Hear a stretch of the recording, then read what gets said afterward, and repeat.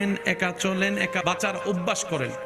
কারণ এই পৃথিবীতে রবের উপর তাওয়াক্কুল করে যে একা থাকতে শিখে যায় তাকে কেউ একা করে দেওয়ার আর ভয় দেখাতে পারে। সেজন্য দুনিয়াতে আসছেন একা, যাবেনও তো একা। আল্লাহ তাআলা বুঝাই দিচ্ছে, বান্দা এই পৃথিবীতে একা থাকার জন্য তোর যা দরকার আমি রব্বুল আলামিন তোর ভিতরে সেই নিয়ামত দান করে দিয়েছি। সুবহানাল্লাহ।